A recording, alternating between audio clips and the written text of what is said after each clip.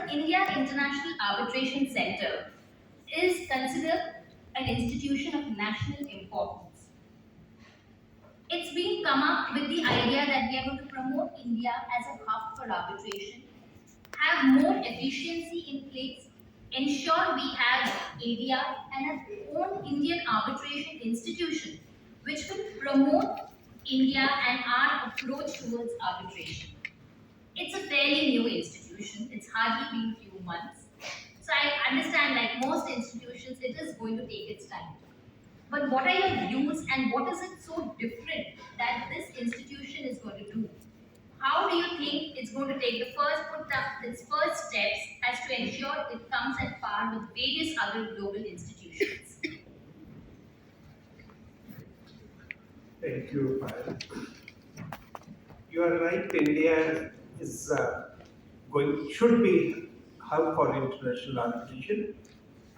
I'm told there are about 35 institutes in India which are working towards the international or domestic arbitration.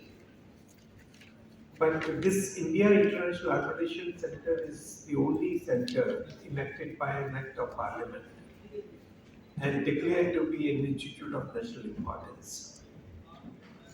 The issue is India is still governed by ad hoc arbitration. The court appoints the arbitrator, which the particular judge feels is a suitable arbitrator. But the institutional appointment of arbiter is still a far dream.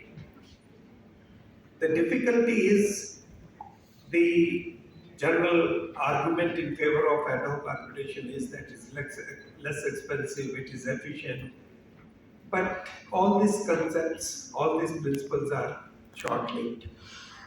Ad hoc arbitration is where the party chosen or the court appoints an arbitrator. There is no control over the seatings. There are instances when the ad hoc arbitrator has held a sitting twice a day, before noon and afternoon, and that has brought bad name to the institution of arbitration. I remember a matter which came up before me when I was in Chandigarh, Punjab at Haryana High Court, where the parties have paid probably 80 lakhs as fee to the arbitrators and still the issues were not framed.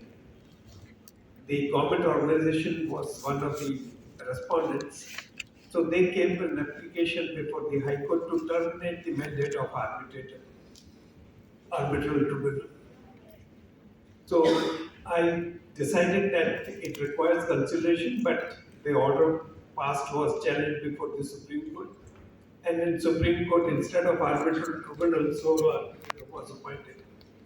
The issue, what I want to say is that ad hoc arbitral tribunals don't inspire confidence because there is no control over them. They are master of their own board. They fix their hearing, they fix their tenure, the timeline. But in an institution, there will be a fixed fee. There will be a timeline during which the arbitration has to be completed. It's going to be better controlled, better regulated arbitration.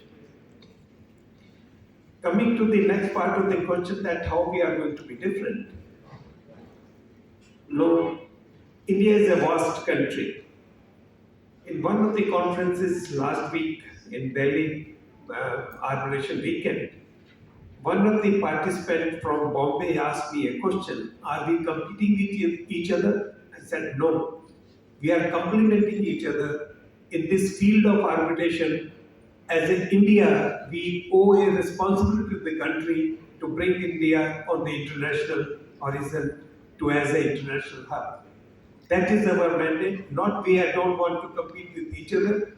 We want to propagate India as the arbitration hub rather than a particular center in Mumbai, Hyderabad, Delhi, or anywhere else. India should grow.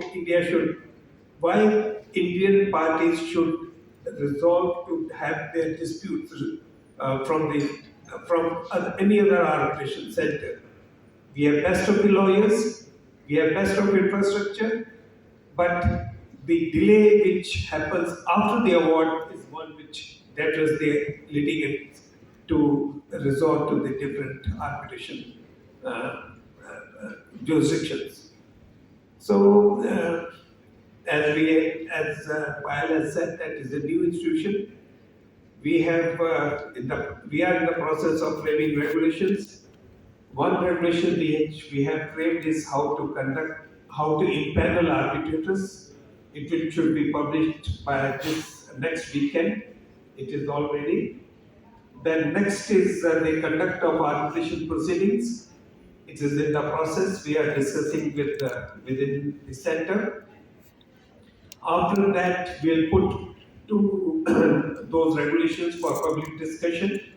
We'll take inputs from the in-house general counsels, from the arbitrators, and from all stakeholders, that how can we improve those regulations, which is to the satisfaction of all concerned.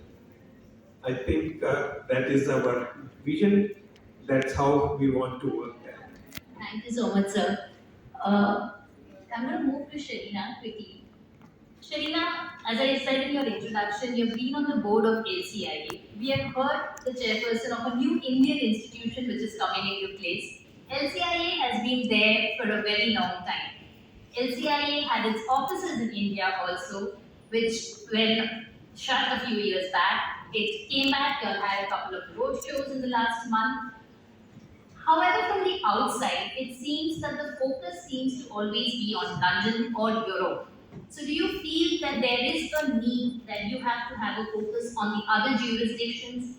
I don't need to say that Indian parties are not looking at LCIA. LCIA still serves as a very good institution which resolves disputes involving Indian parties, administering it from London.